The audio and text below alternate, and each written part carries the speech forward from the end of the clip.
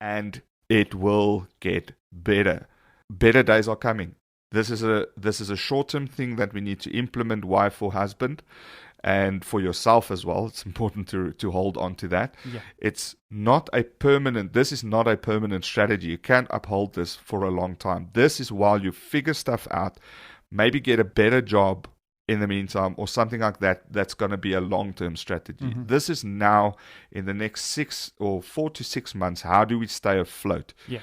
And after that, you can then reassess and figure out how can you fix this long-term. Hey everyone, welcome to the RLT podcast, where we share some real life tools, tips, and tricks to help you not only discover, but also reach your ultimate goals.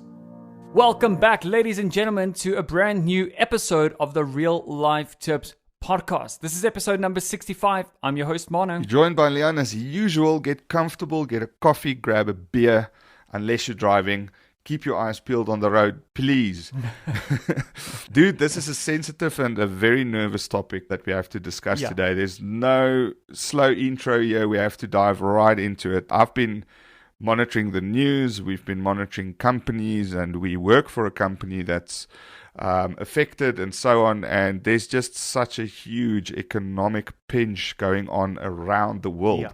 You know, we are South Africans, so we are used to hearing things like inflation rates being out of control and economy being bad and government stealing our money and taking from the taxpayers. But this seems to be a global issue. Yeah, it really has. It's been quite crazy because I think overall, and we're going to talk a lot of finance in today's episode, and I think it's the perfect time for us to do so because in general, I feel that finance is a big topic, you know, in our lives. It's a huge contributing factor to our success, to our happiness, how we measure ourselves based on what we wanted to accomplish our entire lives.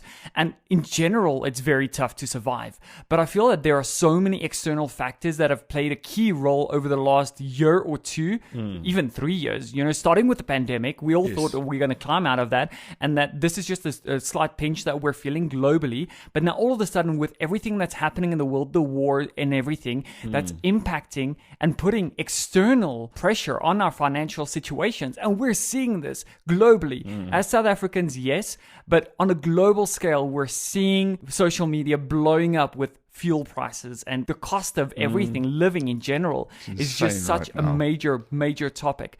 So, Leon, absolutely stoked and nervous to dive into this, but I think that this is an essential time for us to cover how to get out of a financial pinch, especially the financial pinch that we're currently sitting in. Yeah, 100%. And we want to make it very clear right now and put a disclaimer right at the entrance of this subject. Yeah. This is not a wealth management episode or wealth creation or what to do about savings and creating wealth and those things. This is you being fine in January and suddenly not being fine in June. All right. This is the economy sliding at such a rapid pace that you find yourself being okay, less okay, up until the point now where you cannot get your salary to get through the month, right? There's too much month at the end of your salary, basically. What do you do then? So within that context, let's dive in. So the first thing that you need to do before you start anything else is have a look at your budget. Bring your budget up, your spreadsheet, your written down one, the one on your phone, it doesn't matter. Yeah, it's a very, very important point. I think that in anything in life, if you want to accomplish anything, even just survive a situation, the first thing you need to do is meditate on it, sit down and actually really assess what is it that I'm feeling, what is it that I'm going through. And the same thing goes for finances as well. If you're sitting in this financial pinch, the first and most crucial point is get some sort of a budget going. It doesn't have to be, you know, the be all end all of spreadsheets or complicated tools or anything. Even just a pen and paper, just writing down what are my expenses, what's causing this financial pinch to understand, to start assessing, visualize analyze everything, gather all of the information, see what it is that we're working with. And starting with a budget is absolutely essential. I think once you've addressed that, once you've listed out what are my fixed expenses, what are my non-negotiable expenses, the things that I absolutely need, right? My essentials, right? What are the non-essentials? Then you can start trimming back and you can start assessing and saying, where can I start cutting to start giving a little bit more leash to those things that are actually absolutely necessary in my life as well. And that's where the topic of non-essentials comes in, Leon, is because once we've now gathered all this information, we need to understand what are the non-essentials, what are the things that are nice to have, because we are in a pinch. I've been in that pinch. So many times in my life, where I had to not just survive, but actually there wasn't even any survival kit for me and I had to figure this out by myself.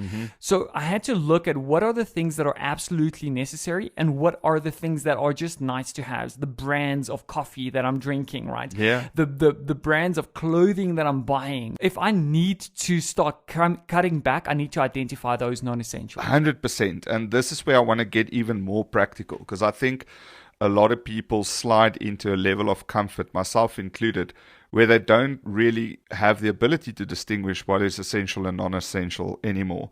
Now, again, depending on the severity of your situation, the level of cutback that you need to do, or slimming down, or diet, financial diet that you need to go on will differ. But this can include stuff like having a look at all your different cable services, as an example. In South Africa, currently, I have, I think, 4 or 5 subscriptions. I've got Showmax, DSTV, Netflix, and Amazon Prime and Apple TV Plus, right?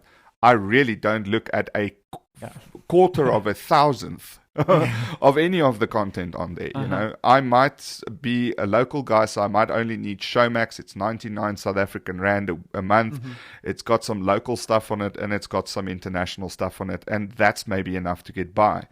If you're not even at that level, do you really need TV? But I mean, it's going to be a personal choice of how much you're willing to give up, as well as how badly do you need to give it up. Absolutely. Another one that's interesting, I think, is having a look at your bills that are a specific amount based on a tier that you're on. So, for example, internet usage, right? Yeah. You can have a look and say, listen, I've got a 100 megabit line. Maybe I need to go down to a 50 or a 20 or a 10, because you maybe still need something to work from. You can have a look at your energy bill. I'm very irresponsible when it comes to my electricity usage. And I remember growing up with my dad and them, and he had enough money. He would smack us if we left lights on, if we used unnecessary energy. These are small little habitual changes that you can make that will have a dollar impact on your survival. Do you have some tips as well? Yeah, absolutely. I think I grew up in a very similar situation where we had to live extremely conservatively when it came to the usage of water and electricity, because those things can actually chow up a lot of the little budget that we had available when I was growing up as well. A big thing that I later on realized in my life, and so you had a very good point when it comes to internet usage, of making sure that you drop it down to, if you're not streaming, if you don't have a lot of kids and stuff, and everyone using the internet at home all at the same time, when you're watching a show, whatever, then absolutely trim back on the bandwidth. But another thing that worked for me in the past as well is maybe contacting the internet service provider that you're currently with and finding out just really how much do you use of your uncapped budget. You might find out that it's only about 50 gigs a month, or 80 gigs or 100 gigs or something like that. You can actually then go and consider switching to a capped option as opposed to uncapped internet, and those things will save you a little bit as well. For our American listeners, this is a South African concept. It's a South African concept. I actually went as far as to switching to LTE, a capped LTE package, and it was more than enough. Just to get by, because we can't live without internet, at least not working in the tech space, right? I think that's a very, very good point that you have there. A big part of what we also need to look at, Leon, is the actual debt that we're currently in. I know that interest rates are skyrocketing at the moment as well. When we're talking about paying off loans, student loans perhaps still. Maybe we've got clothing accounts or other accounts that have just piled up over the last couple of years, and those things are draining the boat. Control. Yeah, it's actually filling up the boat with water, and we're actually busy sinking. And so a big thing that we have discussed in the past is debt consolidation. Is it a good idea? Is it not? And I think that it depends on your current situation, don't you think? Yeah, so debt consolidation is a bit of a controversial topic. I am in favor of it because I've used it before.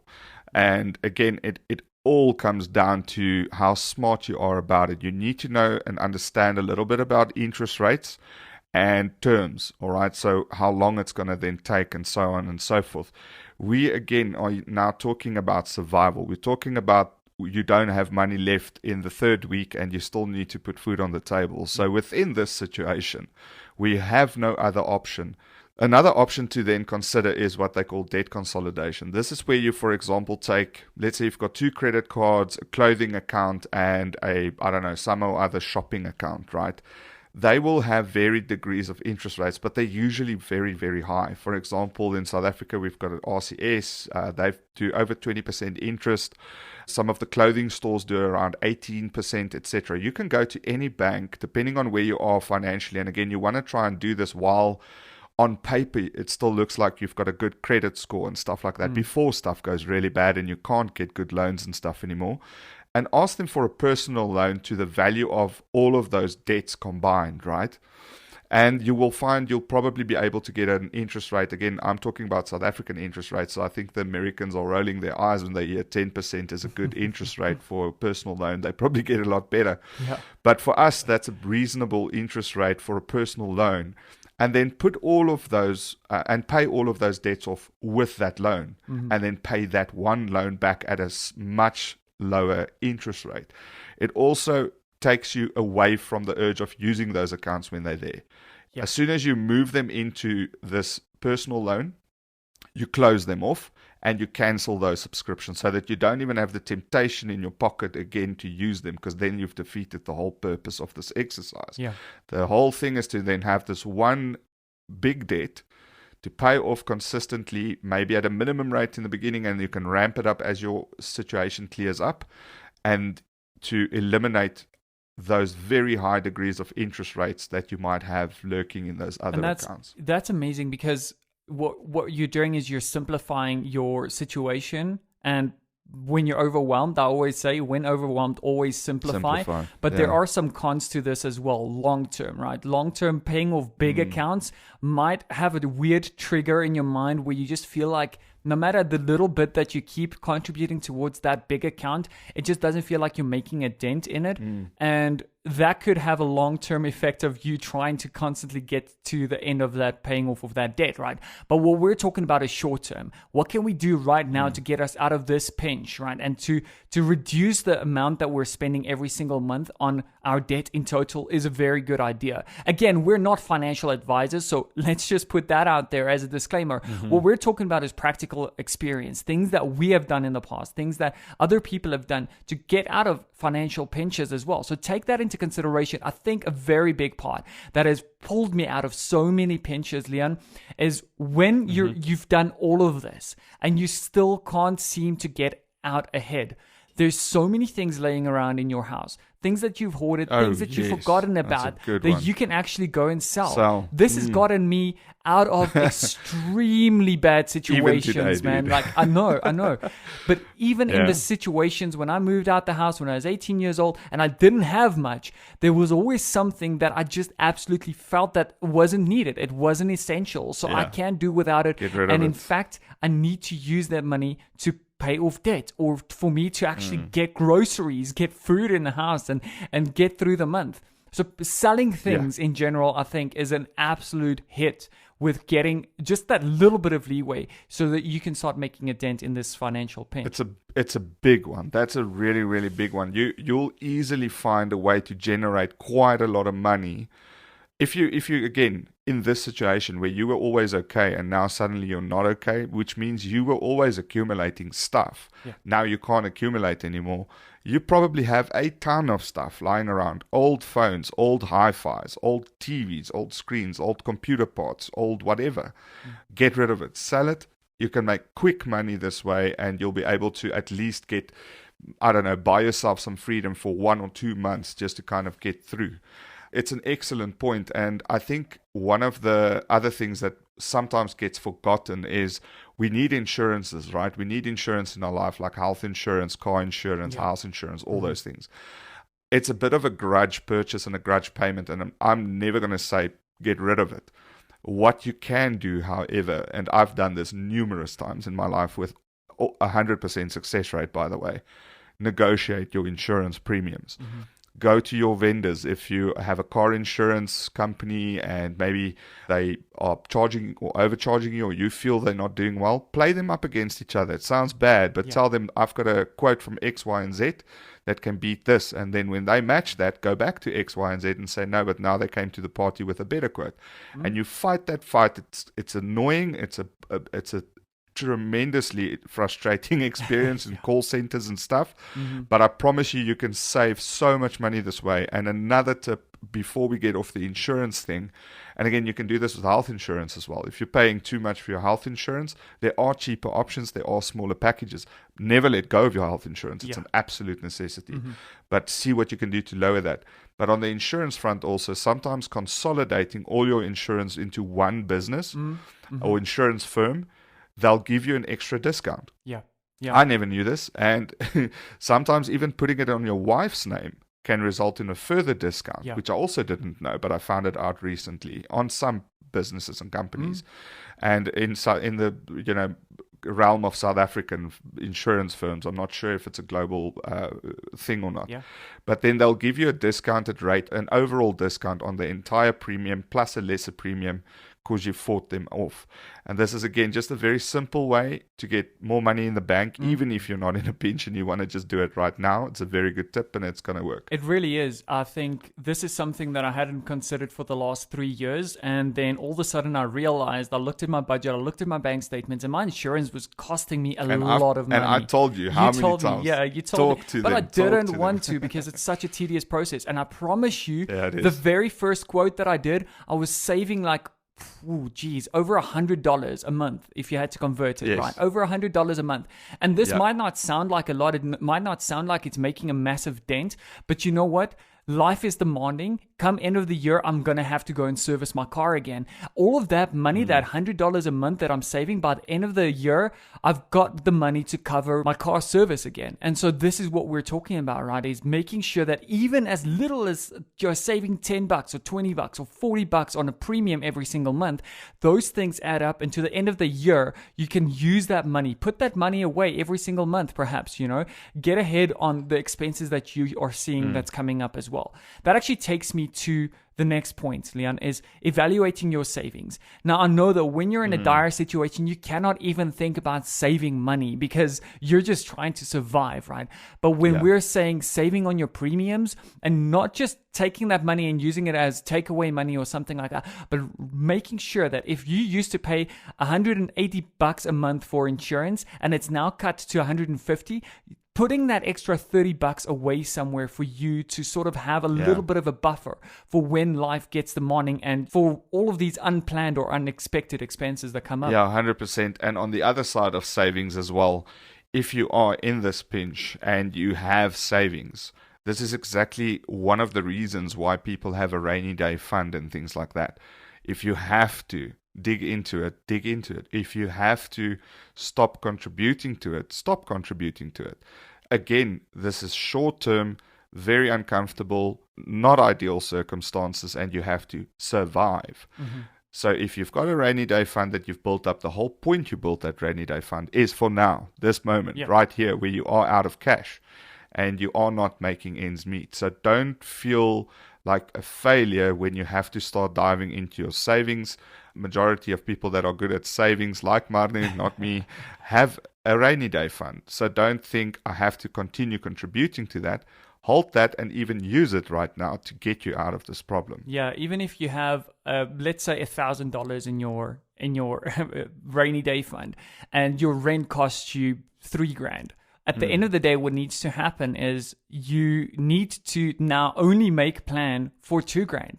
but you've got the $1,000 aside. And that's what the beauty is in this rainy day fund is all of a sudden it might not help you out of the pinch entirely, but now you can look around the house, see what there is for you to go and sell, or how can you make an extra income. And that actually brings me to a very important point, Leon, is there are so many ways for us to bring in additional income. There's ways for us to not only sell our things that are unnecessary, things that we see as non-essential, that we haven't used in a long time, that other people might want. But there are soft skills and hard skills that we all contain, right? And we can use those, right? So we can actually do...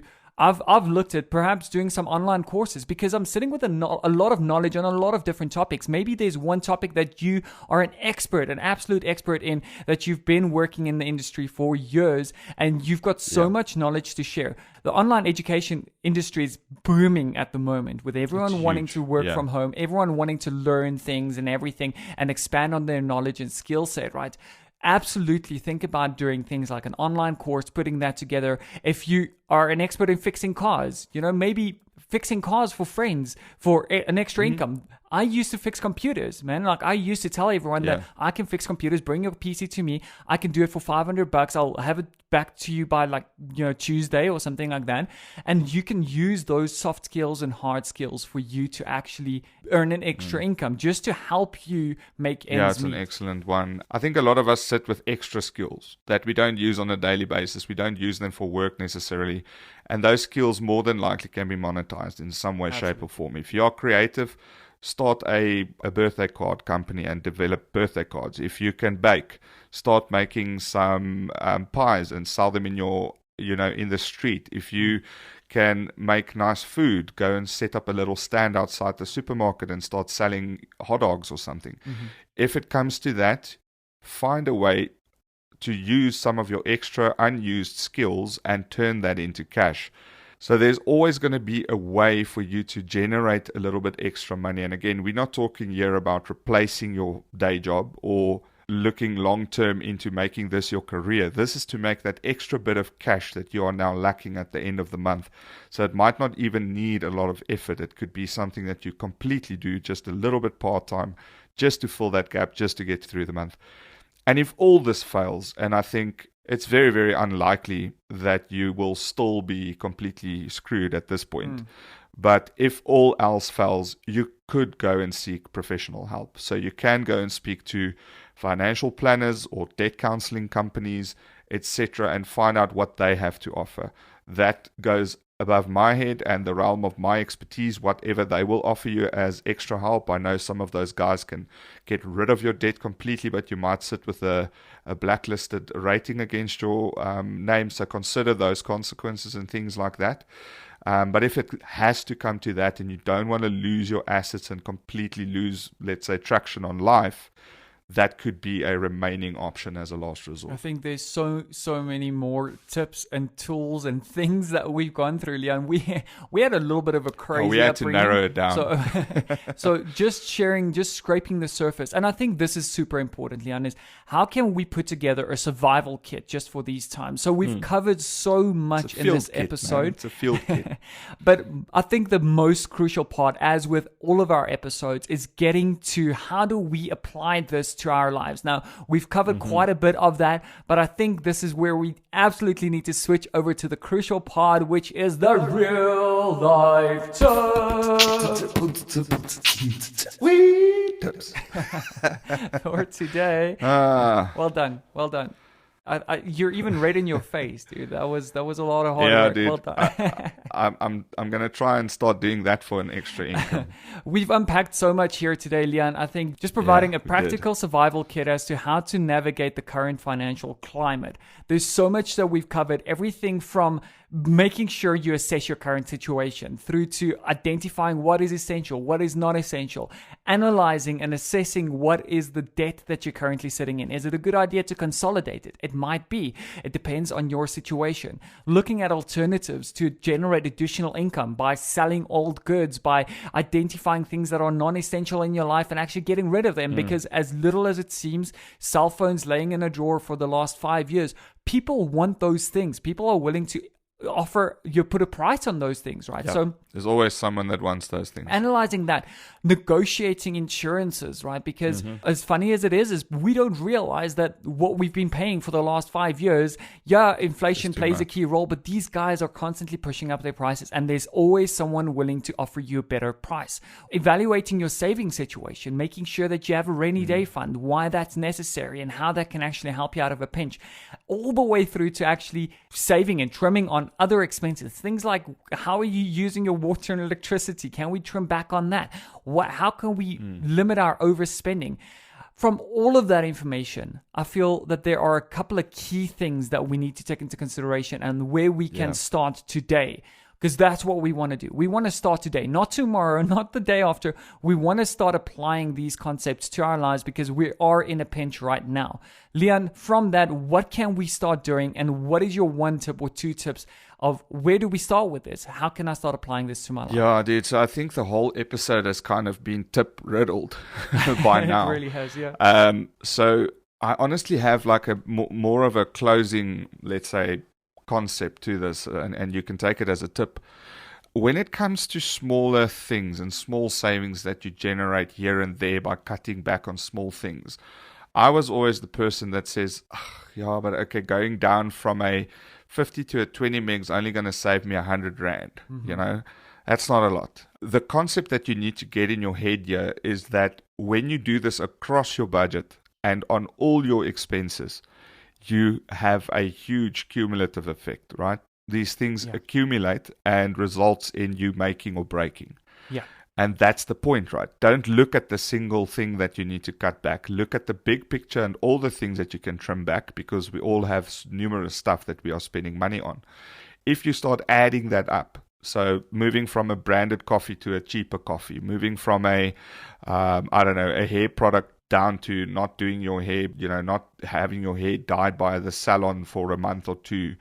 When you add these things together, that's when you start seeing the big difference, right? And that is the concept that people need to get when it comes to saving. Save a little everywhere, and it will be a lot across everything.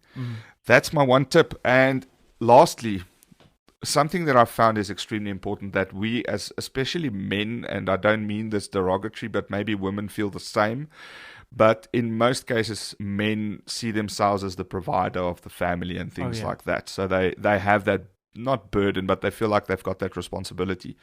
When these things come across your life, or your financial life, your professional life, be extremely open and honest and communicate with your spouse and set the expectation of what's going to happen. Tell them that we can no longer have these fashionable jeans bought for the next 6 months, or give you my account and go spend as much as you want. We can no longer have friends over every weekend. We can no longer do this, no longer do that. And it will get better. Better days are coming. This is a short-term thing that we need to implement, wife or husband, and for yourself as well. It's important to hold on to that. It's not a permanent. This is not a permanent strategy. You can't uphold this for a long time. This is while you figure stuff out, maybe get a better job in the meantime, or something like that. That's going to be a long-term strategy. This is now, in the next 4 to 6 months. How do we stay afloat? And after that, you can then reassess and figure out how can you fix this long term. And that's pretty much my tip, man. So just communicate and remember that everything helps. So every little bit that you can save is going to make a big impact if you combine it. That is really, really cool, because I think a big part of this is let go of your ego, right? Because we have this massive thing, your pride. Exactly. Think about that, because, and communication is key. I feel that, and I've been in the same... This happens to everyone. It is, right? And when I say let go of your ego and let go of your pride, is communicating with that partner. And you touched on a very, very important point there as well, is having these discussions, right? Swallowing your pride and saying, look, babe, this is what our current situation is. I'm in a pinch. I know that we're all in a pinch, but maybe we can, because we're a team, right? Effectively, we want the same thing. We're all building this future together, right? Saying that when we go out, not feeling bad about saying, oh, okay, you know what? We can go out, but maybe can you cover half of this one and I'll cover the other half, or you get this one, I'll get the next one. Let's do a date at McDonald's. Exactly, right? So let's do that, but let's work on this problem together as a team. Let's work through this pinch as a team. Absolutely love that. That also, I forgot to mention, but that also gives you a supporting leg then to understand, to help you get through this, so that you don't have to fight this alone, but have that empathy and sympathy from your partner to help provide you with strength and dexterity to get through the situation. Exactly. And on the point of pride and letting go of your pride is reassessing, and I think that's going to be my tip for today, is really reassessing your current situation and what you're sitting in, and not being fixated on what other people think of you is a massive plays a key role on this, right? I've been in a pinch in the past, and let me lead this into my tip, right? Is I've been in a pinch in the past where I literally could just barely survive, and I had the opportunity to sit down and analyze my situation. Sure, I didn't have kids, I didn't have a wife or major expenses, but the expenses were piling up and I was barely scraping by. And I'm pretty sure all of you have heard the saying of hardcore focus for 6 months can put you 5 or 6 years ahead. And I had to do that. So what I did is I made a snap decision of saying, you know what, I'm going to pull myself out of this house, out of this flat, 2-bedroom, 2-bath. I'm going to put myself up in a extremely cheap bachelor pad, and that's not going to be comfortable. I'm going to have to store a lot of my furniture and everything at a storage unit. It's going to suck a little bit. It's going to suck for 6 months, and that's what I did. I signed a 6-month lease. I put myself into that situation. It was uncomfortable for the first 3 months. I ended up staying there for 2 years. Why? Because it's just making that decision. You think and you build it up to yourself, that people will care, and people will care that you're taking a dip or that you're going through a tough situation. People don't care, man. Like, honestly, I ended up, the very first uncomfortable feeling of moving there and not having all of my stuff was uncomfortable for 3 months or 4 months. But you get used to it, and then you start getting ahead with your finances, and it put me ahead so much. I cannot explain this. Swallow your pride, assess your situation. Maybe you've got kids, maybe you've got a wife, maybe you've got all of these things that you're not willing to let go of because those are the non-negotiables in your life. It's fine. Let's see how we can trim that down just temporarily, because that's going to put you ahead as well. That's the only tip that I will leave here today, is swallow your pride. That's a very good Leon, one. It's been a loaded episode. I see that we ran out of time, man, but you know what? I feel the guys will have to listen to this twice. I think this is gold, and I'm going to probably have to listen to this in the future. Well, in the near future with the oil prices. With everything going on. Ladies and gentlemen, there you have it. The full survival kit that you need in order to survive the current financial climate. There's so much more to unpack here, but we really hope that we've shared some insights as to where to get started, at least, if that's anything.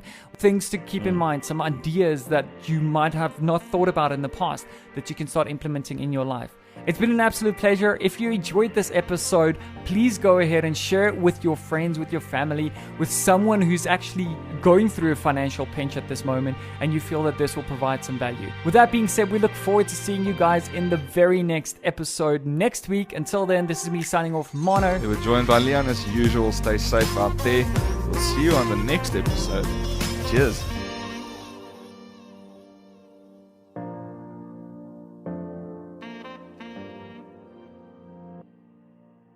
What's up, guys and girls? If you've derived some great value from our show thus far, please take a second to rate and review us on the platform that you're tuned in on. This will really help us to grow the show and reach more and more people, to spread the positivity and change more and more lives. So it will literally just take you a second to rate and review us, and who knows, perhaps you could directly be responsible for changing someone's life today. We look forward to seeing you guys in the next one. Until then, cheers.